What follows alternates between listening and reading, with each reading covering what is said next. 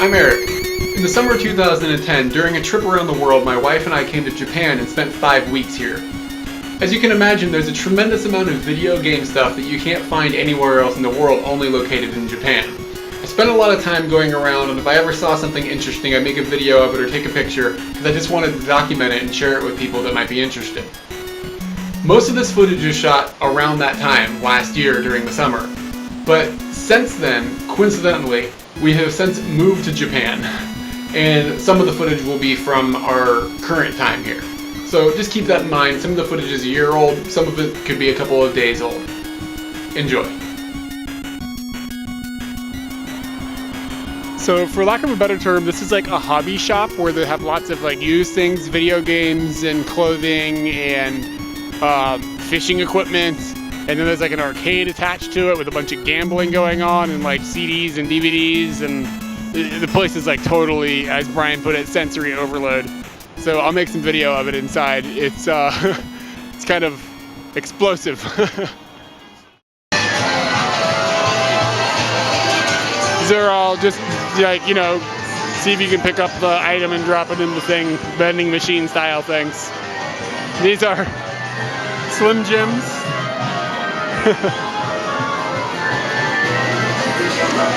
It's really loud, you can probably tell.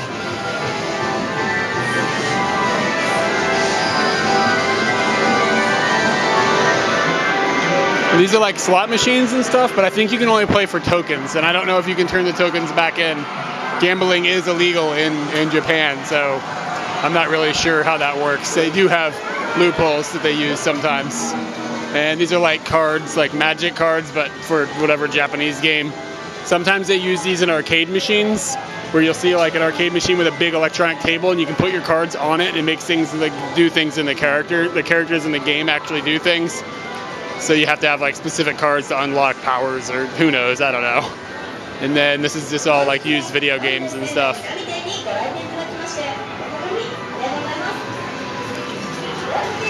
So these are all like used NES games, and this is kind of funny if you're from the States. This is Super Mario USA, which is essentially Super Mario Brothers 2 to us.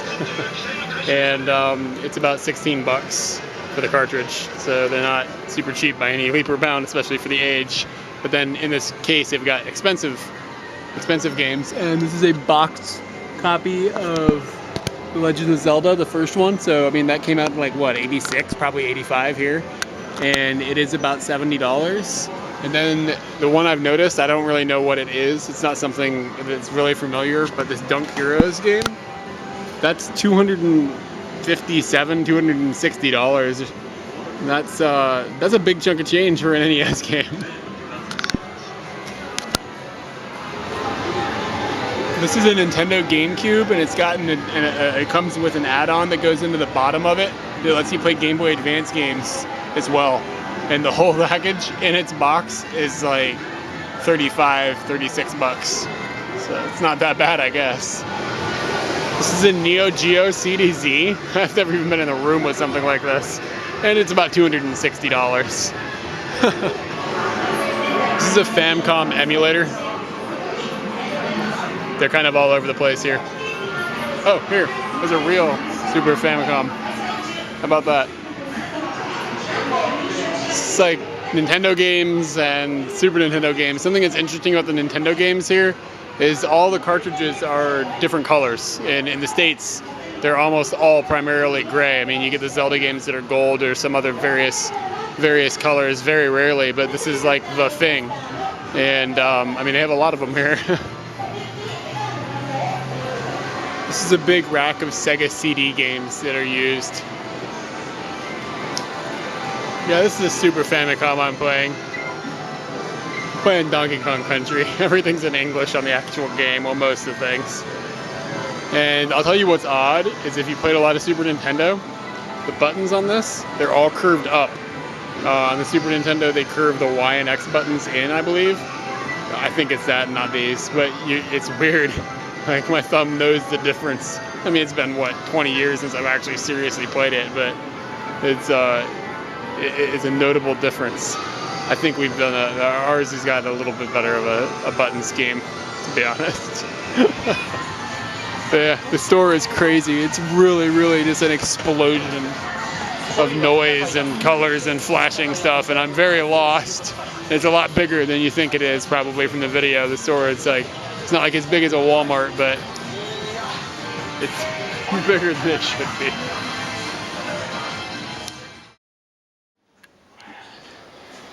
So this is an internet and comic cafe. What this is you can go in, and all of these are different types of rooms. It tells you what kind of room and what kind of seat you get. This is what they look like inside. And you rent them by the hour. And that's all explained over here. So for 20 bucks, you can have it for 9 hours. And you can sleep in there. You know what I mean? It's like a little room with a seat and a TV and a computer. Like this one's got a picture of the computer in it. So it's a really, really strange, strange way to like run a sort of a hotel. If you get in a tight spot or something, you can stay in one of these things if you can't find someplace else. And they have showers and bathrooms and everything. So I mean, you can legitimately get a little private room for 20 bucks for the night. And they're open 24 hours. My friend Brian says that most of the time these get used by drunken businessmen who missed a train. And they just spend the night at these things.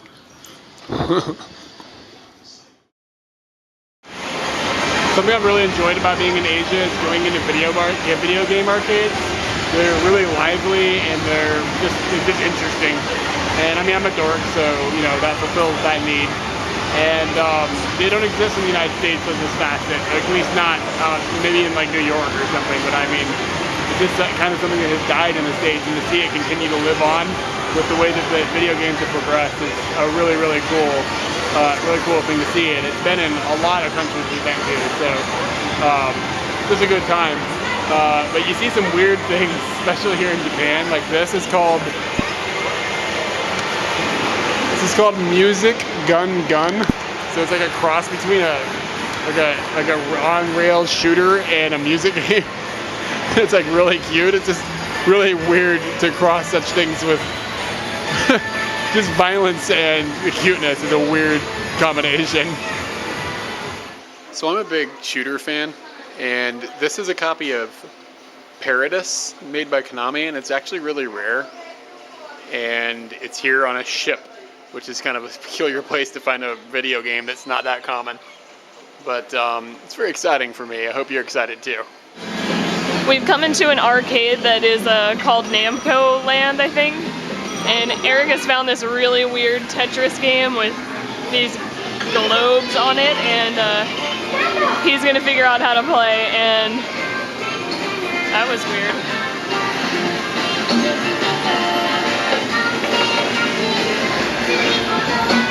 That monkey seems really uninterested.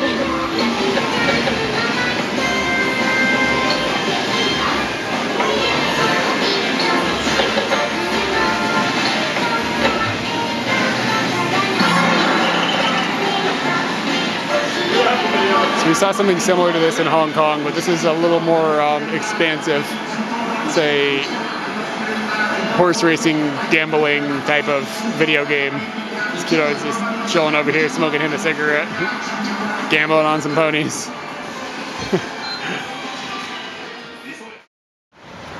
So we're in Akihabara, I think is how it's pronounced, and it is the electronics area of Tokyo, basically, where you know, you buy computer stuff and electronics and all that. And seeing as how it's Japan, that's a pretty big deal here.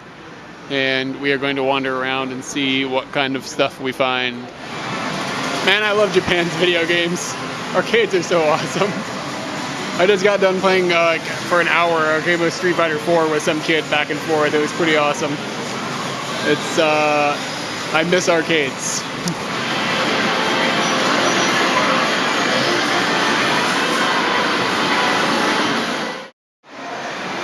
So there's these video games here. They're not really video games. They're like these big booths, and it's like a photo booth, and all the like hip girls go into them, and they go behind this like plastic blind, and they take pictures, and then they can edit the way their hair looks and stuff. You see how this model has got her hair all these different colors, and it's like a really big thing. They're all over the place, but a lot of they're in arcades, and all the arcades have signs like this. This shows men are not allowed unless you're accompanied with a female, because they don't want men going in there and like creeping out all these girls. We found an Ikaruga machine. I think Eric can die happy now.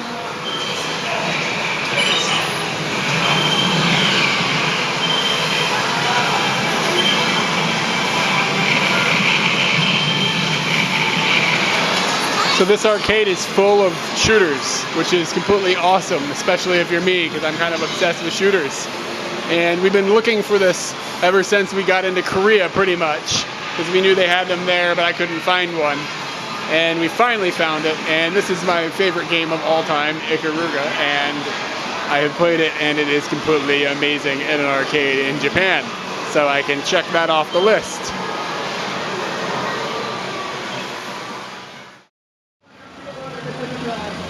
This is the building that holds Ikaruga. She wants to make a cheeseburger for me.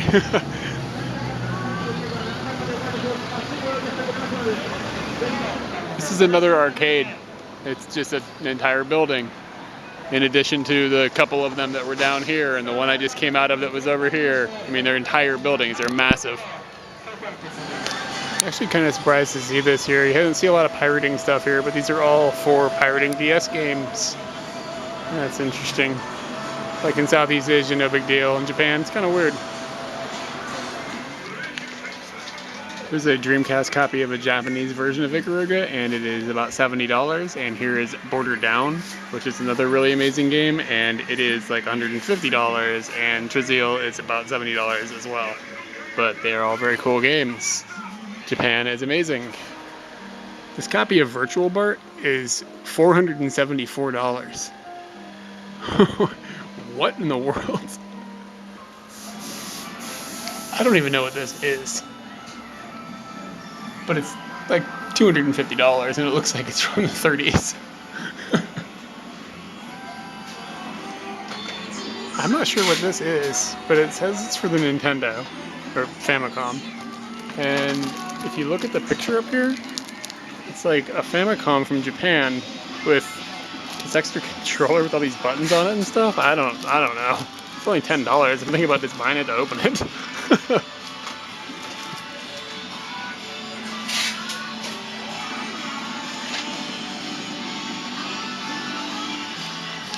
A bunch of Super Famicoms. Let me tell you, if I was 10 years old and I saw all this, man, my brain would be exploding.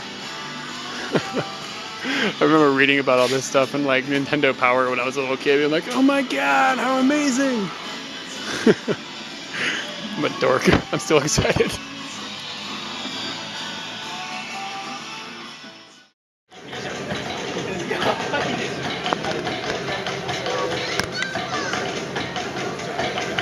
What's the name of this game? We're unsure the name of this game, but Eric has it on his DS and he's actually been playing it today, and this guy is a badass. He's playing a 2-player by himself. I think that the marching is important.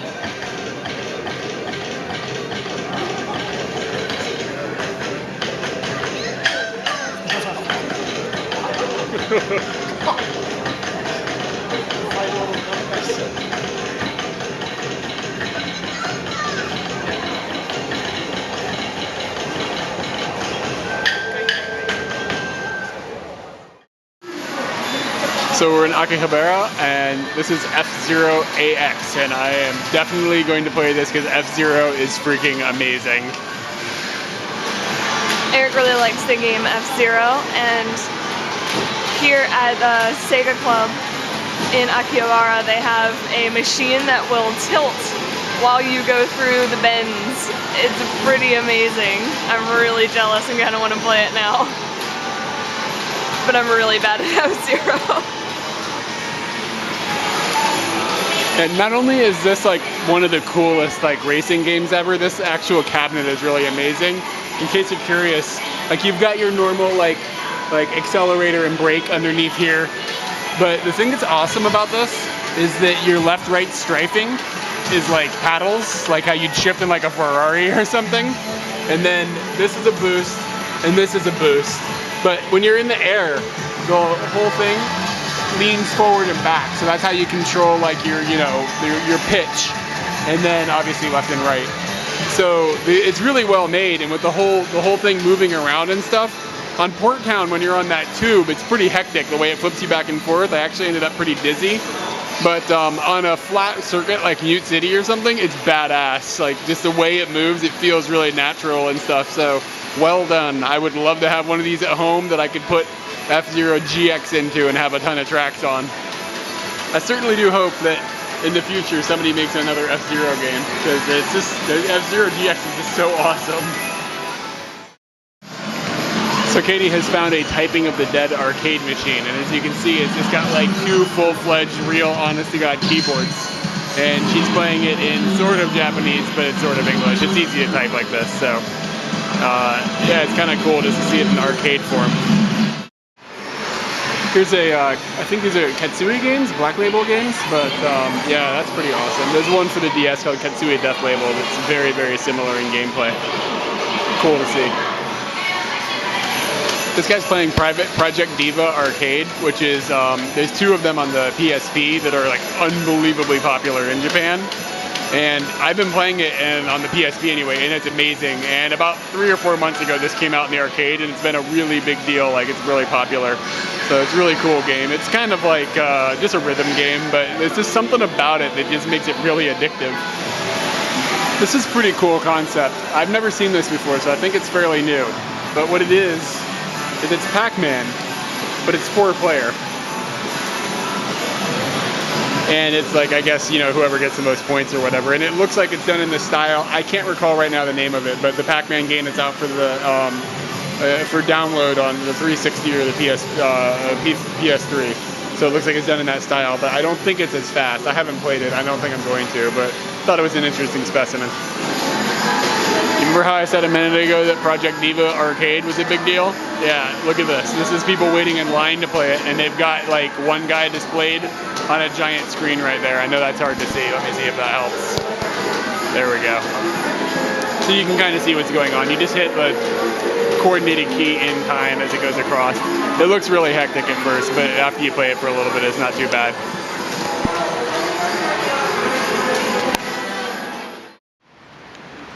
Here's a building that sells nothing but Antec stuff.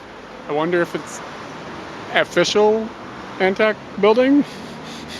It's weird, there's like portraits of Antec cases back here. It's odd. Okay, this is an interesting video game. So this is a table, basically. And I don't know exactly what happens on the screen, but like it shows a bunch of students like in a class, and they're playing video games, not paying attention and stuff. And then the teacher gets really mad, and it's from like, it's like first person perspective, you're the teacher. Like you're supposed to like, see how this comes up? You flip the table in like anger. Like, maybe it'll show this character. See him getting angry.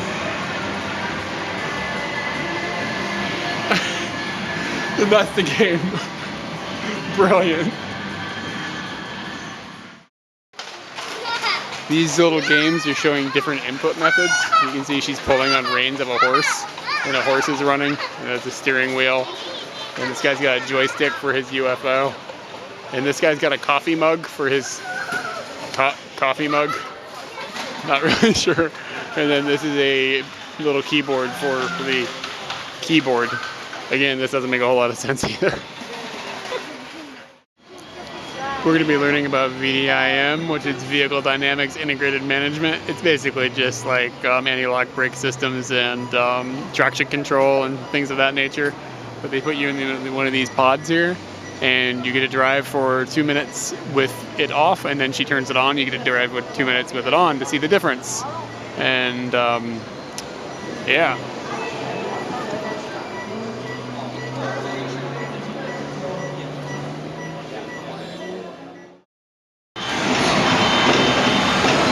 So seeing that guy playing this in the streets in Tokyo has inspired Eric to play it here in Osaka, because we've managed to get somewhere that we shouldn't be, and we're gonna play drums if we're there.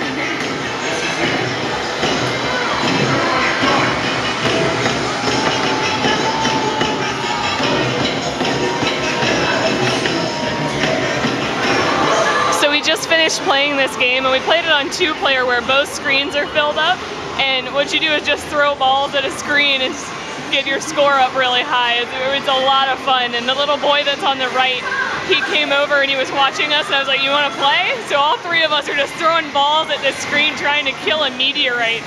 It was pretty funny and a lot of good times. The Super Famicom has been modded to play American cartridges. You can see they just cut it. So this is a game for a TurboGrafx 16 from 1988, and it is $2,600. Yikes. I've since done some internet research. This game is a gold HU card for the PC Engine called All-Star Power League.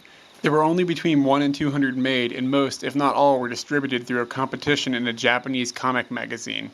Needless to say, it's probably the rarest PC Engine game ever made. So here's a new one. I'm in a video game arcade, and these machines are video game, like, you know, standard things, but you have all these different options here, and it's porn. Like, straight up, that's just porno, and that's gonna be hard to show on YouTube without an edit. We'll work that out when that comes to a thing. What is going on here? Alright. So I'm on a religious pilgrimage to find the headquarters for Nintendo. It's just outside of Kyoto, so I figured what the hell. And I know I'm not going to be able to get in, and I know there's nothing there really to see except for the outside of the building, but, you know, whatever. What are you going to do? You got to pray to Mecca sometimes, you know? So this is Nintendo's Research and Development Center, and there's probably some pretty cool stuff going on inside of that building. But needless to say, let's go see if we can find the actual headquarters. It's supposed to be just right around the block. So this white building down here in the corner, down there, that is Nintendo headquarters. And I'm going to walk over there and see if I can get a little closer. If you had told 8-year-old me that I would be standing in front of Nintendo's headquarters at some point, my brain would have ruptured. It's a little anticlimactic, to be honest, but it's neat.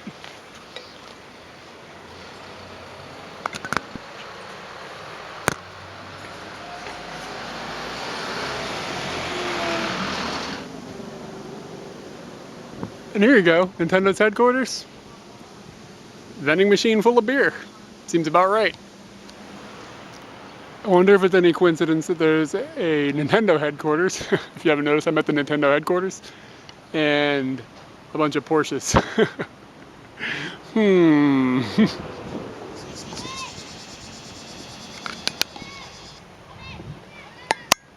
Don't these kids realize they could be inside playing video games?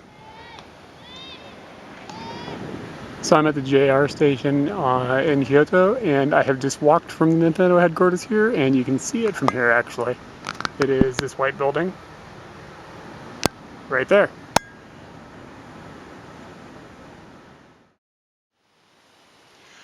This is a bonus video that I shot in Muscat, Oman. So this Razing Storm game, it's a very, very American looking game. Like you're an American soldier, and you're like charging through like this like desert looking area, and like these crusted up buildings killing terrorists. And just watch like a Omani family like playing it together. It's weird because it's like it said on the screen, kill the infidels and protect the allied soldiers. I mean, I'm in Oman. What in the world? I just beat Street Fighter 4 in the arcade in Japan. Zippy-doo.